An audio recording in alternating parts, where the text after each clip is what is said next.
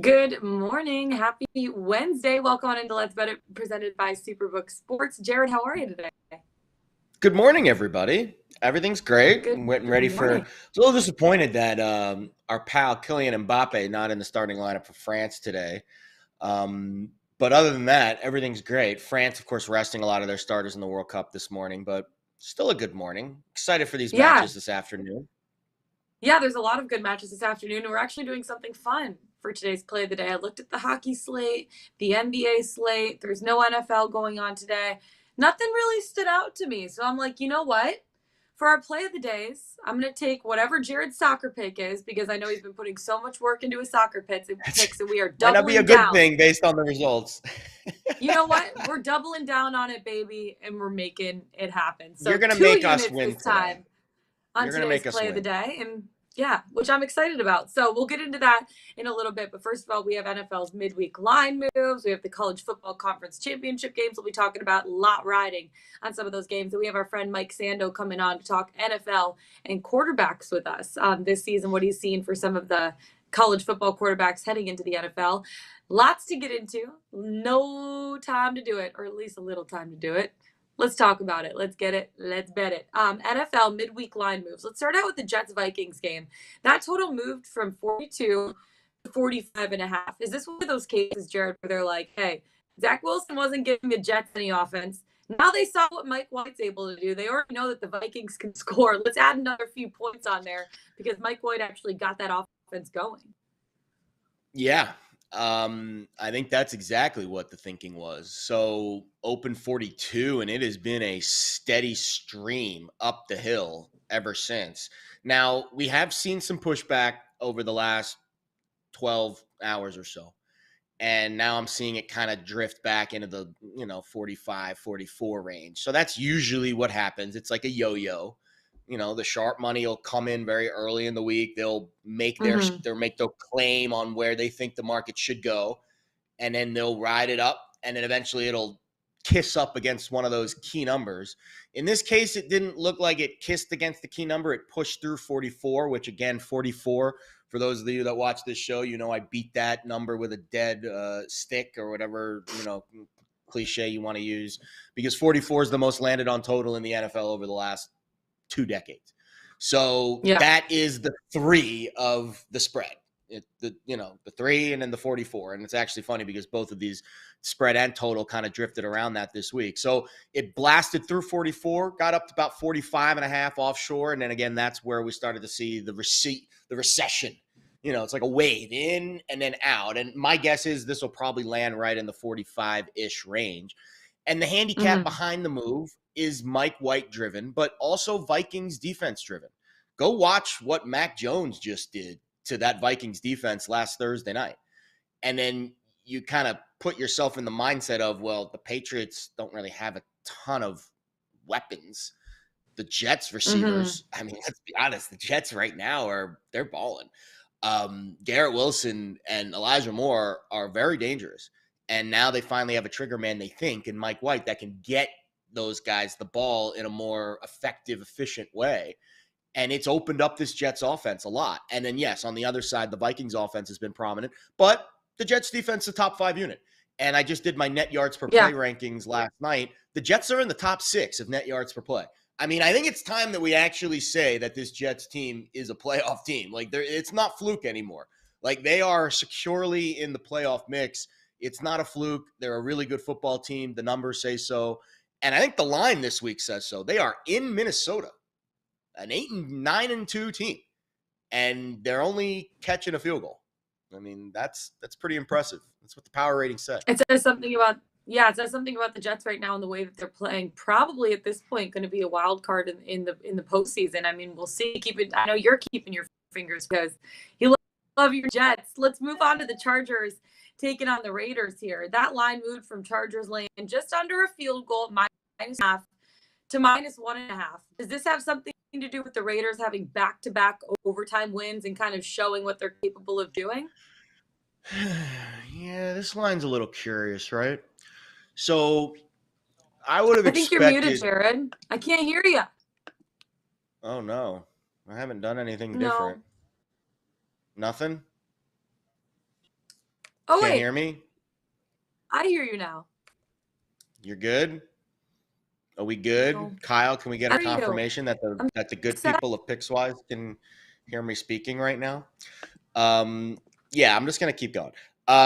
Okay, so this Chargers Raiders line. It was my connection. I'm in this hotel right now, Jared, in Orlando, and this internet is 3 out of 10. To be honest with you, I'm gonna write them a note in their suggestion box at this point. Yeah, you really should. What kind of hotel is it? Is it one of those like crappy ones? I thought the Hawks made you. I don't know. Made you guys stay in like bougie hotels. Where's the artwork? They have some artwork on the wall. There you go. All right, artwork is good, right? Chargers Raiders. Yeah. So, when you think about this Raiders team, let's do word association with the Raiders. Like, when I say Las Vegas Raiders, like, what's the first word that pops into your head?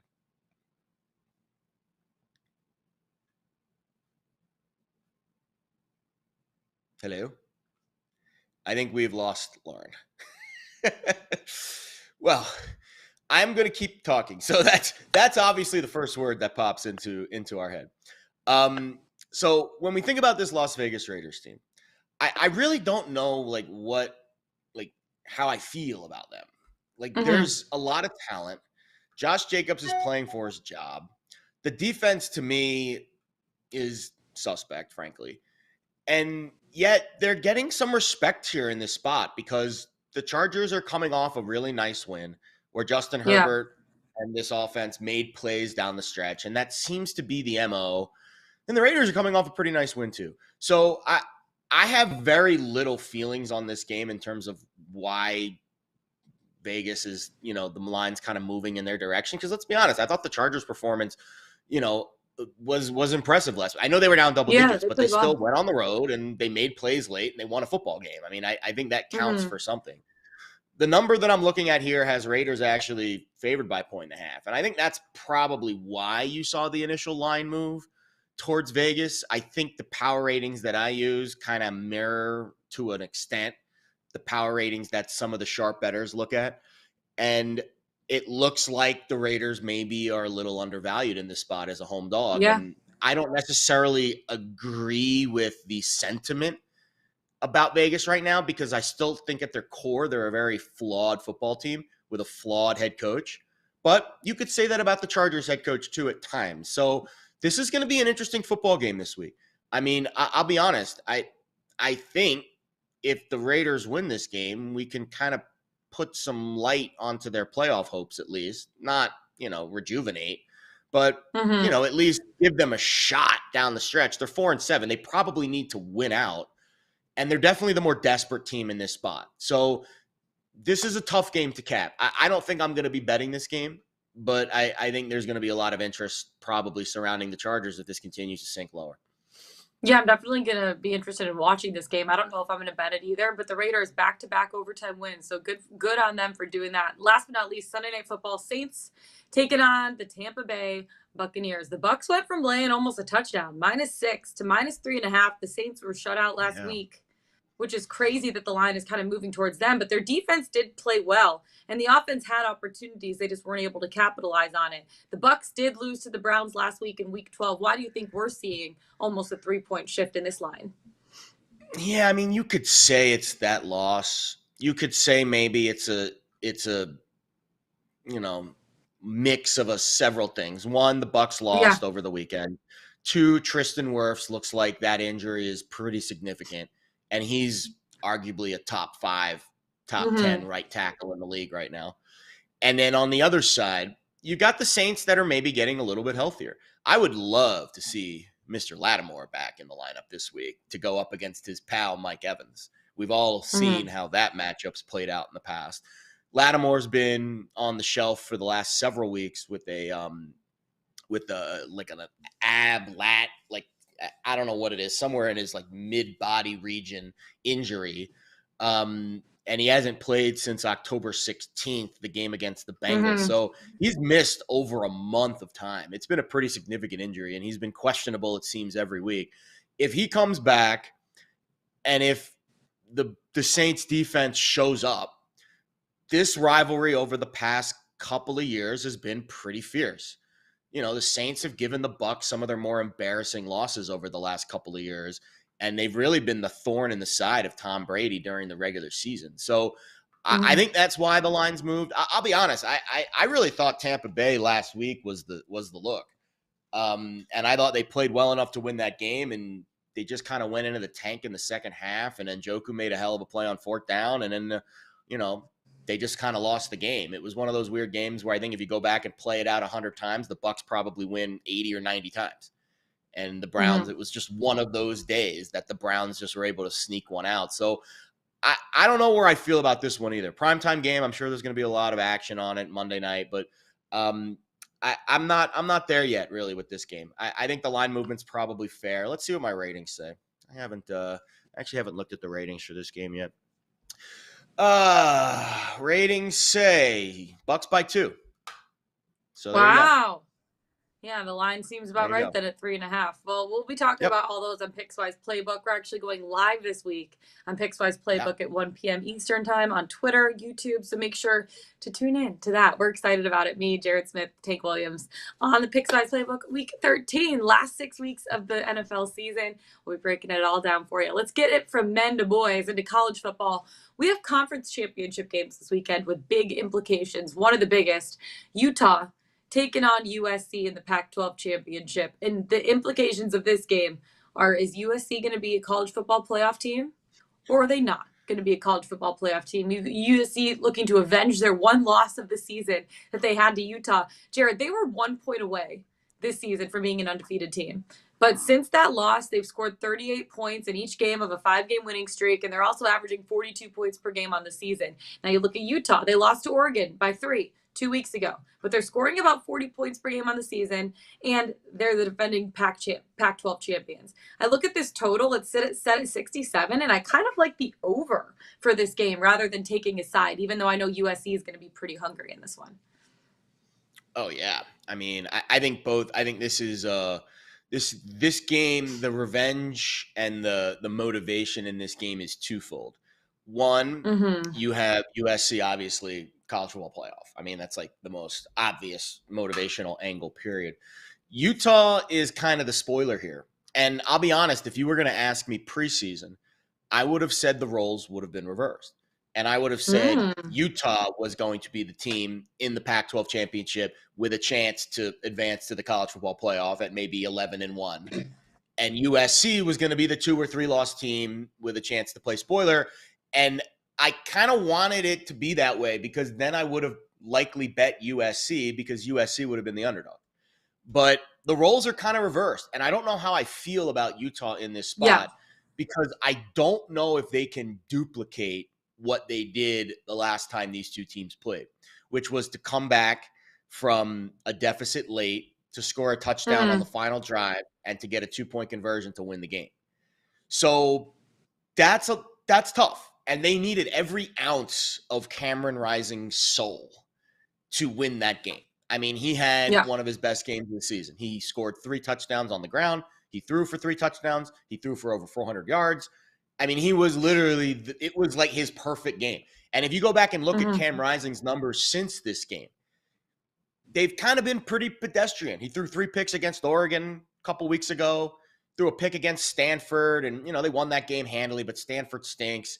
He's been kind of average against some of the better teams on their schedule. UCLA, they got beat pretty bad. He didn't throw a touchdown pass in that game. So I don't know if Cameron Rising's going to be able to compete on that level with Caleb Williams. Yeah. Because since that game, which was played back in mid-October, Caleb Williams has basically taken the Heisman Trophy and just ran away with it. And I think that's kind of where this handicap starts and ends for me. USC's got the best player on the field, and Utah's defense is having a very down year. I mean, they're outside the top 75 in a lot of the key metrics that I look at.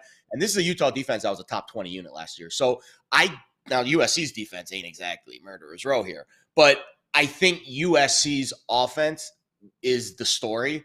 And I don't think Utah's defense, which, by the way, that game a couple months ago was played at altitude in Salt Lake City. This game is going to be played indoors in a hermetically sealed dome about 10 miles away from me here in Las Vegas.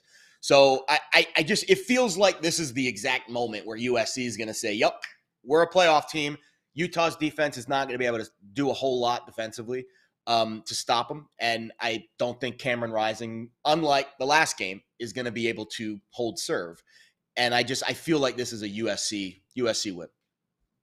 Yeah, and I feel like Utah's tight end, Dalton Kincaid, his status is going to be really big for this one. Last time he went up against USC, I think he caught 16 passes, 234 yards, and a touchdown. He was injured last week, catching a touchdown against Colorado. Questionable for this week. I think he'll play, but I don't know if he'll be at 100%. Also, something to keep in mind, the Utah Utes 0-4 against the spread in their last 4 matchups against a team with a winning record. So doesn't really fare well for them, but you look at the amount of points that they're scoring per game. I mean, at this point, USC is averaging 42 points per game this season. And then on the other side, Utah's averaging 40 points per game this season. The total's at 67. That seems a little bit low to me, to be honest with you. Because if you add up both of their point totals, that's 82 points per game on the season. I'd hammer the over in this spot. And Caleb Williams coming off of his Heisman game where he gave the Heisman Trophy pose, thrown for over 3,700 yards on the season. That's insane. 34 touchdowns. USC is getting to 40 in this game. If you want to make a bet right now, I don't know what their team total is. It's probably somewhere in like the high 30s, like 30. I guess the spread is telling you here at 67. Let's do some math really quick. It's telling you basically 35-32 is what this hammer the over, baby. Hammer the over. I would say if USC's point total is a 35 and a hook, I would probably bet the over there. Yeah.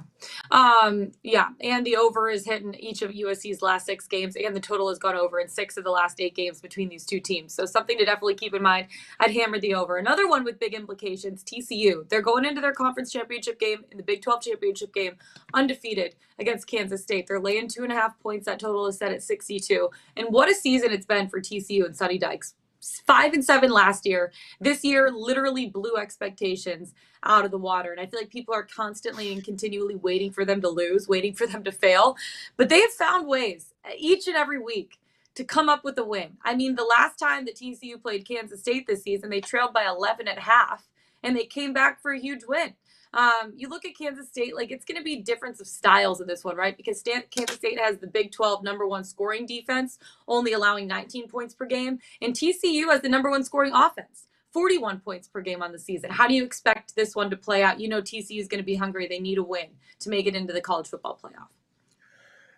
I'll be honest, I've kind of done an about face on TCU over the last few weeks. I kind of trusted the market during their little mid-season, late-season stretch, and it burned me. That was they were the wrong side against Texas. They were, I don't want to say the wrong side against Baylor. I faded them against Baylor too, and we covered that game, but you can make a case that Baylor should have won. But TCU was very live, and I expected a collapse. Like I expected all of the luck and all of the defensive struggles and all of the turnover and all of the things that were going right for TCU early in the season. I expected there to be one game throughout the course of the regular season, just one, where it didn't go that way. Because when you keep winning games the way that they were winning, the volatility in college football eventually gets you. It's like craps. Yes. Eventually, you're going to crap out. I don't care how good the roll is. And I've been on some great rolls in my day. Eventually, the roll always ends. And it just, I kind of viewed that the TCU team in that regard, but they kept proving everybody wrong. And here they are, undefeated in the Big 12 championship game with a chance to go to the college football playoff. Now, the market this week has been relatively muted on them. I haven't seen a ton of movement. It hasn't touched 3. So we haven't seen that bullish TCU betting happening in the early stages of the week. But we also haven't seen the market, get on Kansas State. I don't know which way this one's going to go. I think if you ask me what I want to see happen, I want to see TCU in the college football playoff. They deserve it. Wow. They have put together a season that deserves to be in the playoff. They're undefeated. Yeah. They've won all their games. They deserve to be in the playoff. And it's not because I think they're better than Alabama or Ohio State. I think they would get their butts kicked in those 2 games. But they're undefeated, and they're in their conference championship game, and those other 2 teams aren't. So I hope TCU wins this game because I want to see the way that the top 4 shook out last night, which, by the way, for those that aren't watching, Georgia 1, Michigan 2, TCU 3, USC 4. I want to see those exact matchups play out. Why? I really want to see Georgia play USC. I want to see Caleb Williams, the best player, the best college football player on the planet right now, go against the best defense. And I think Michigan TCU will be a fun matchup too, and there's some nuances there. So I don't know if they're going to win this game. I think Kansas State's very live. The last time these 2 teams played, it was a very close game. TCU was down big. Then Kansas State had their backup quarterback, then their third-string quarterback, and then they were able to come back and win and cover. I know because I was on Kansas State in that game, and it was a tough beat. But I don't know if they have the – I don't know if the luck's going to run out this week. I hope it doesn't, but I don't – they're going to need the luck. They're going to need the ball to bounce their way.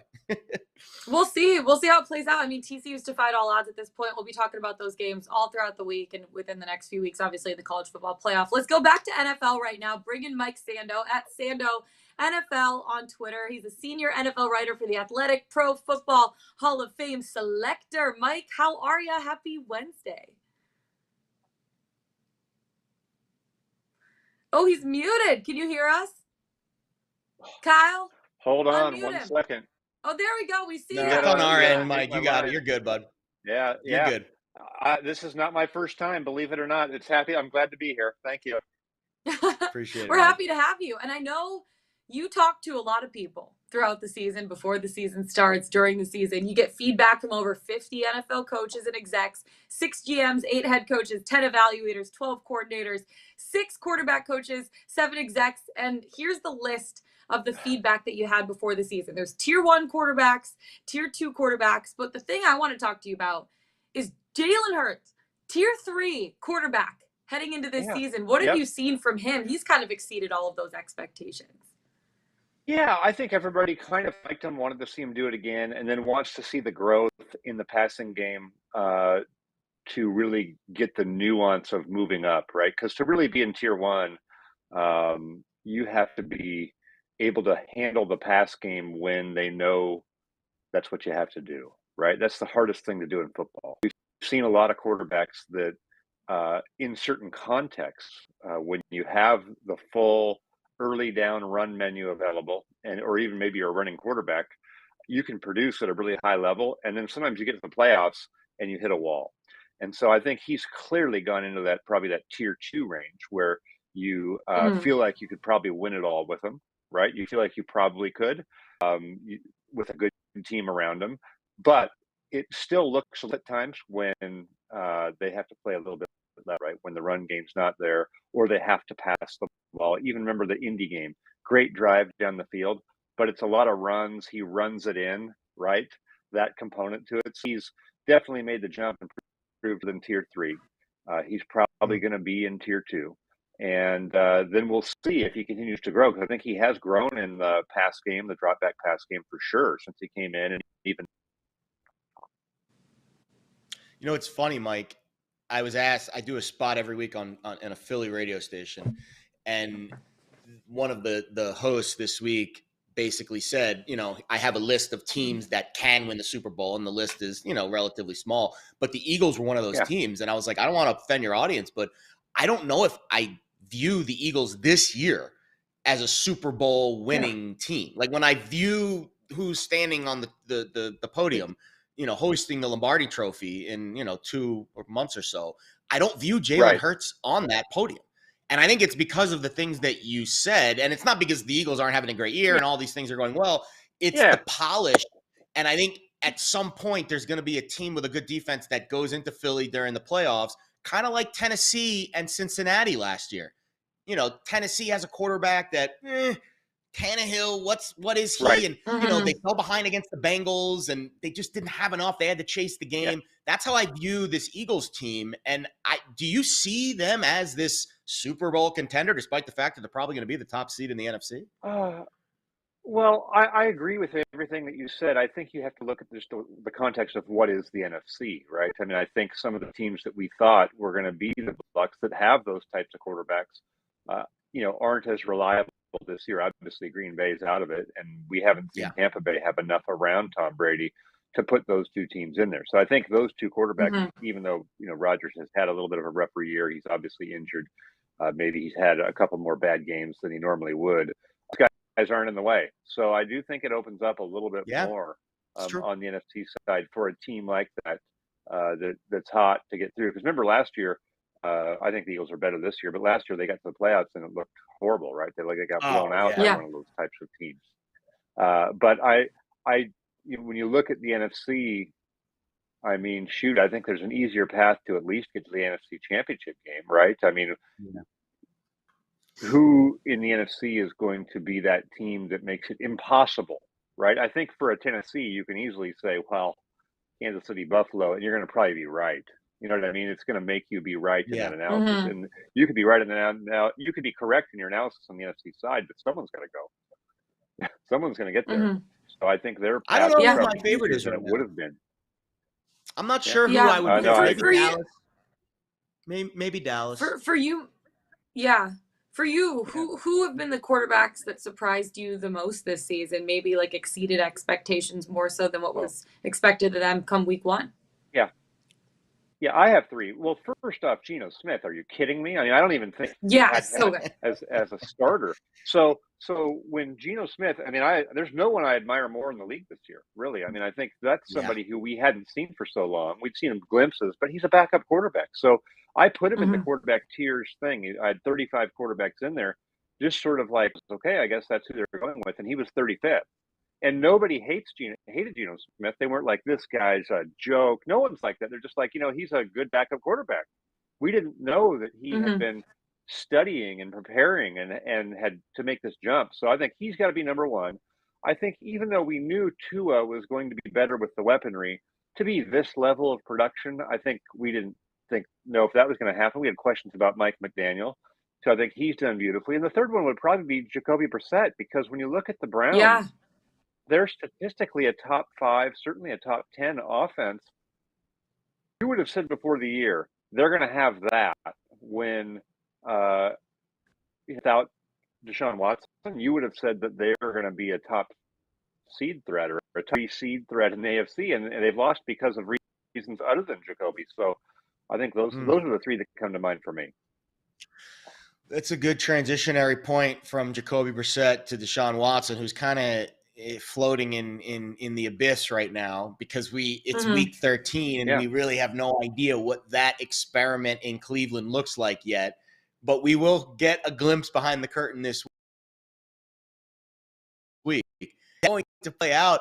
I mean, talk about an unbelievable opening game for him, having to return to Houston, and then don't even get me started on his lawyer, doing what he's doing with all of the victims in the stands. I mean, it's like drama and theater, but the game still has to be played on the field. What is that going to look like this week, and what will the future hold for Deshaun Watson in Cleveland? Well, I know from Browns camp this year, just some of the people that I know with the Browns, that purely from a football standpoint, they are really optimistic, and that he's obviously he's a great talent, but really like smart as a football player, able to absorb everything. I would think there's got to be rough spots in the early going. New offensive system. Look around the league this year at the guys who've been in new systems, right? Even Kirk Cousins is having a good record year, but his stats are as bad as they, right? Look at Matt Ryan, thought was just going to come into Indy and be comfortable in the system. Not comfortable at all. But if you'll check marks by the quarterback tiers list, you go through them. Who's in a new system? Other than about Tua, most of them are really having positions. And so I would think we're a combination of spectacular plays, because I think talented, some home run type things. I think he with Amari Cooper, that's a great combination. But there's got to be some inconsistencies too, just from new system, and he hasn't played for so long. So I think they'll roll Houston. Maybe that's a great game for him to come in with, but there's got to be some stuff to think. If you could choose one quarterback out of all of them right now in the NFL to start a franchise, who would it be and why? Good question. Yeah, I would do Patrick Mahomes because I think he's extremely proven only as a player, but as a player. I think that he is somebody who has shown that he will work at it. And when there have been little criticisms in his game, he has addressed those. I think that this mentality in Kansas City admire, like, we lost Tyreek Hill. They're statistically, I don't know if they're harder to defend. They're probably not harder to defend, but statistically they're better. So I think he's the combination of young and then a playing style that really concerns me. I feel like with Josh Allen, who is just the number of hits that he takes and a little bit of the run dependence for him to do it all. But I'm a little bit worried about the longevity. We've seen some players, Cam Newton wore down and he just fell off the map a little bit.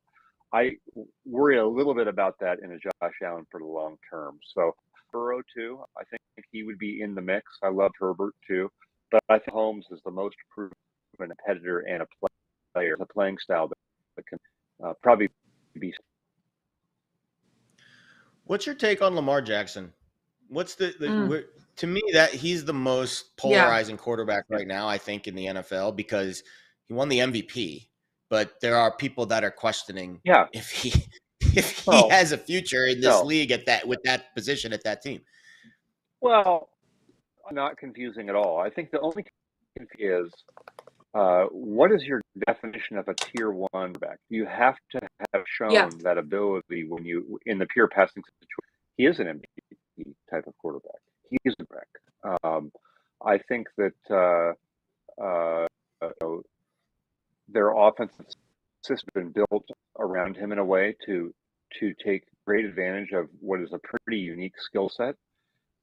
But there is a hole or two in his game. The consistency, which some of that could be their offensive bar, their weaponry is not great. But I think when you him as a passer, you do see inconsistencies, footwork, and those sorts of things that lead to accuracy. What I would see him do, because I do think he works at it. I would love to see him maybe get with the right pairing of a quarterback coach or something, kind of like, like I said about Mahomes. Mahomes really works on all the points of his game to iron out the wrinkles, and I think you still see with Lamar Jackson some inconsistencies that makes it harder for people to just put him in tier one, even though he can be an MVP of the league through all of the other things that he can do. So he was maybe 10th in the quarterback tiers, and pretty strongly in tier two.